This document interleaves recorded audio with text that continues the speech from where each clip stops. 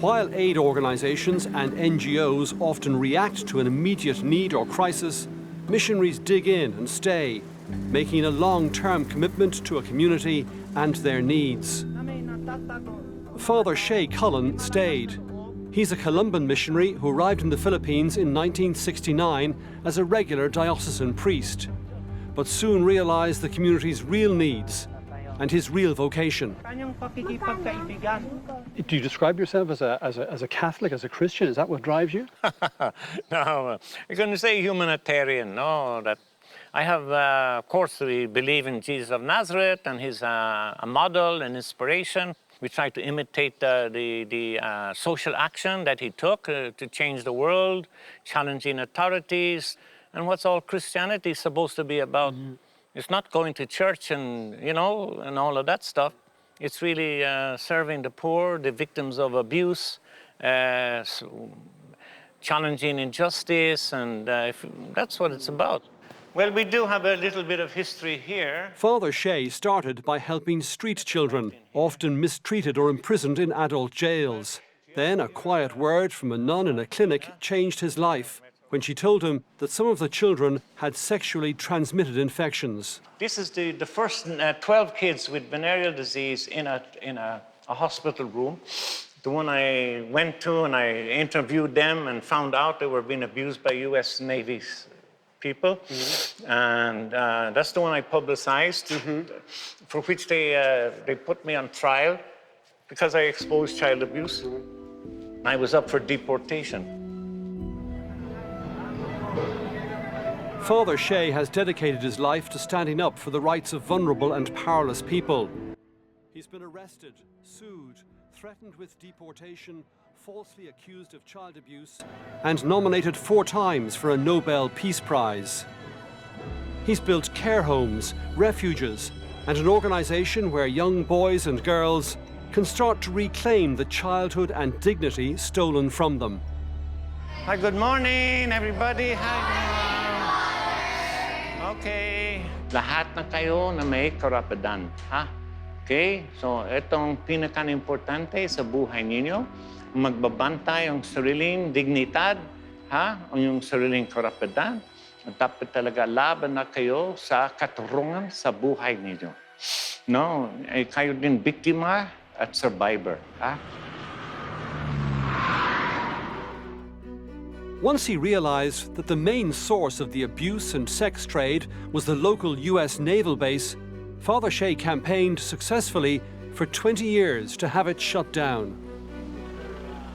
The base, of course, paid big sums of money to the government here, employed lots of Filipinos as well, didn't they? How much pushback, how much resistance did you get when you got this campaign going? Well, we got lots of death threats, and you know, the sex industry, the sex mafia wanted to get me out.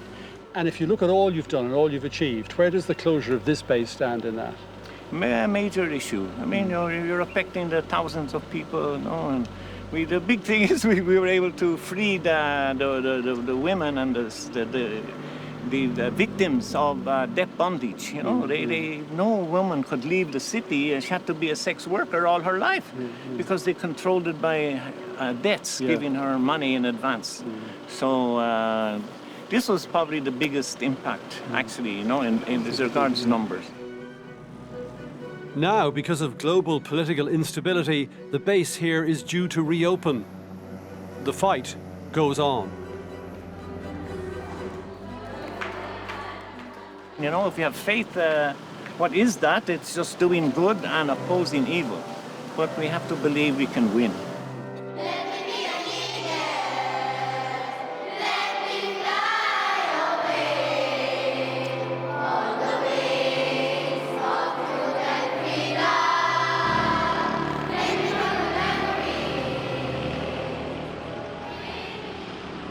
I sometimes ponder the twist of fate that some of us are born into good, secure, comfortable lives, while others clearly are not.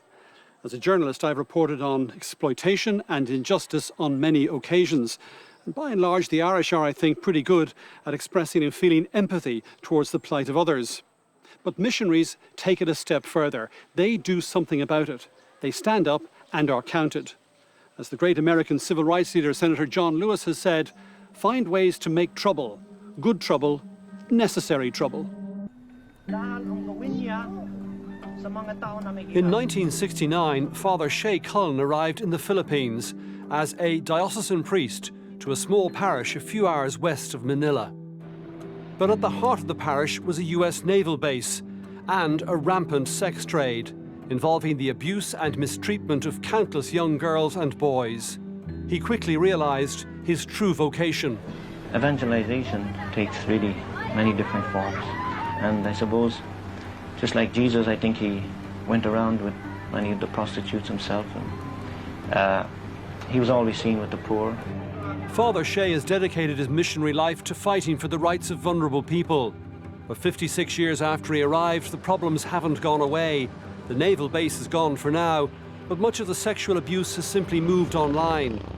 He single-handedly built an organisation to care for young boys and girls, including those sexually abused and trafficked. It funds fair trade businesses to break the cycle of debt and poverty that leads so many children into the sex trade. These are the farmers living in this whole area. We're making tons of dried mango, and then we're selling them to Ireland. He's also played a major role in reforming the Vatican's policy on sexual abuse.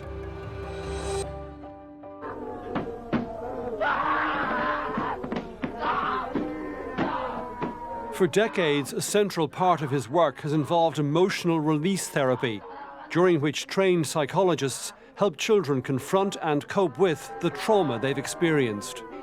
They begin to let out all that anger and that pain and that suffering that they've held inside all their childhood. They have to get it out. And it works. And it works. 50 years of young people getting empowered, becoming self-confident, being able to say they want justice, especially the girls, who are victims of abuse. And they always say, I want to overcome the abuser. So that's why we are preparing them for testimony in the court. So they are not going to break down, they're not going to lock up. Sabihin mo na, alam namin talaga ang nangyari sa inyo, masama. Kayo din biktima, kayo din kailangan ng katurungan. Justice is the whole point. That's what Christianity is all about anyway. It's fighting for justice for the abused and the poor, the exploited. Can we connect in any way to that press conference? Can you advise? While I was visiting Father Shay, an international watchdog group released a report naming more than 80 Catholic clergy, either Filipino or who had served in the Philippines, accused of child sex abuse. It included one bishop and at least 3 Irish-born priests. The clerical abuse is very serious because they stand up as being paragons of virtue. They have a very special role to inspire and support, but they end up like hypocrites, of course. And the institutional church has failed gravely everywhere, as far as I can see. And we have to challenge the authorities not to cover up, but bring the abusers to trial and have them in prison. Nope, they cover up and they let them go free. And is that what's been happening here in the Philippines? Yes, very much so in the Philippines. Very big cover-up stories of lots of clerical abusers. The church has been very negligent and very, shall I say, sinful, in allowing so much abuse to happen within the church communities and never doing anything about it. It's hard to see the missionary role continuing as it evolved in the 50s and through the 60s. There's much more trained people locally. You've got good quality doctors, good quality nurses, good quality teachers, professors and universities in the countries now that we work in. So they are filling the gaps that the missionaries created.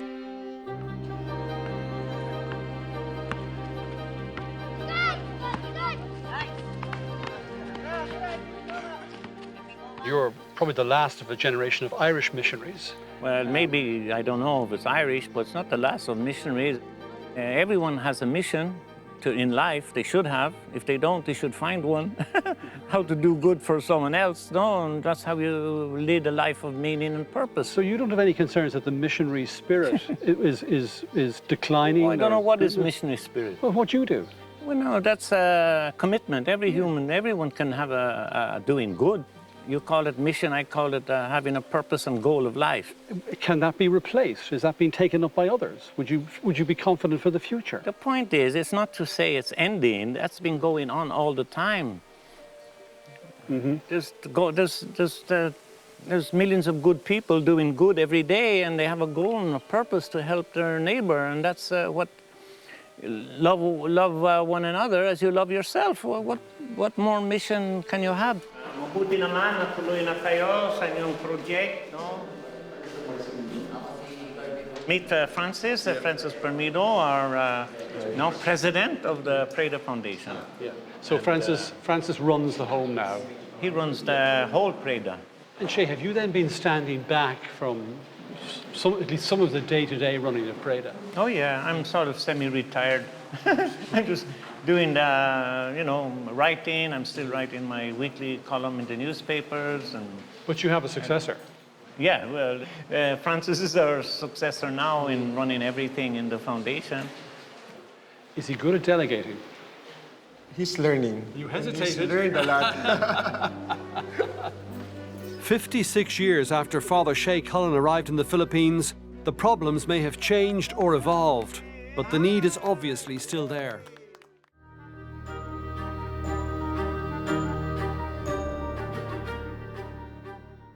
Basic human needs will still remain. The desperate need for help, both physical and spiritual, and a desire on the part of others to offer that help. The world will still need the missionary spirit, a sense of empathy, of commitment, and of selflessness by those who will always want to reach out and improve the lives of others.